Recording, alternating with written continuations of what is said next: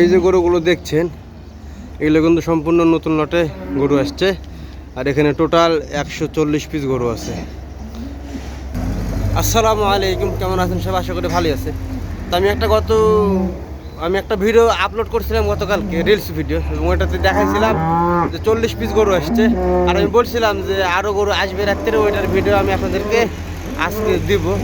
তো আজকে টোটালে আপনার ওই 40 পিস ধরে 140 পিস গরু আসছে খামারে। তো গরুগুলো কেমন কোয়ালিটি আপনাদেরকে দেখায়, তাহলে তো বুঝতে পারবেন।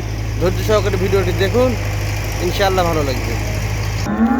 এই যে গরুগুলো দেখছেন, এই গরুটা কিন্তু গতকালকে আমি দেখাইছিলাম আপনাদেরকে 40 পিস, ঠিক আছে। এটা কিন্তু ওজন করা কাজ কমপ্লিট। আর এখন এই যে এটা যেটা দেখছেন পাশাপাশি, এই যে এখানে আছে 100 পিস। তো এই গরুটা রাত্রে আসছে, এখন আমি ওজন করব। তো গরুগুলো কোয়ালিটি দেখেন মাশাআল্লাহ, ঠিক আছে। আমি অনেক সময় তো বলে থাকি যে রিজেক্ট গাভি।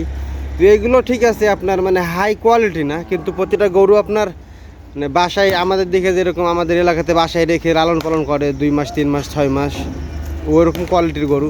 বা অনেকে আছে দেখা যাচ্ছে দুধ দহনের জন্য যে গাভীগুলো লালন পালন করে, ওই কোয়ালিটির গরু। তো গরুগুলো মাশাআল্লাহ অনেক সুন্দর, ঠিক আছে। আপনারা দেখে হয়তো বুঝতে পারছেন স্ক্রিনে। আর এখন ওই যে ওজনের কাজটা করব, ওই যে গেট খোলা আছে ওই দিকে। আর ওই পাশটাতে আমার মিজান, ঠিক আছে, এখানে আমার মিজান। তো এখন গরুগুলো আমি ওজন করবো, ঢুকানো হচ্ছে সামনে আর কি। গরুগুলো কোয়ালিটি চেক করেন, মাশাআল্লাহ মাশাআল্লাহ, আসলে অনেক সুন্দর গরু আসছে কিন্তু, ঠিক আছে। গরুগুলো ঠিক আছে, শরীরে গোস্ত মাংস কম, কিন্তু মাশাআল্লাহ গরুগুলো কোয়ালিটি মাশাআল্লাহ, ঠিক আছে। তো এখন এই গরুর ওজনের কাজ শেষ করব, পরে গিয়ে দেখা যাচ্ছে গরুগুলোকে আবার সাইজ করতে হবে আমাকে, বিভিন্ন সাইজে, ছোট বড় মাঝারির ভিতরে আবার 2টা সাইজ, ঠিক আছে। তো এই এই ঘরের যে গরুটা ছিল আপনারা দেখলেন, এইটা প্রথমে ওজন করে শেষ করব, তারপরে দেখা যাচ্ছে আপনার এই গরুগুলো ওজন করব। তো আমি আপনাদের প্রতিনিয়তই কিন্তু ভিডিওতে বলে থাকি যে এই গরুগুলো সম্পূর্ণ মাংসের জন্য, ঠিক আছে। এখানে ওইভাবে লালন পালন করা হয় না, এগুলো সম্পূর্ণ চলে যাবে কসাইখানাতে।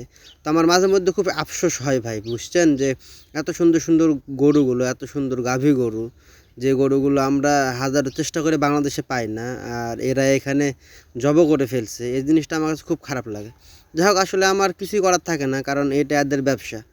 তো এটাই ছিল মূল ভিডিও, এবং গরুগুলো কোয়ালিটি কেমন ছিল জানায়েন, আর আমার জন্য দোয়া করিয়েন। আসসালামু আলাইকুম।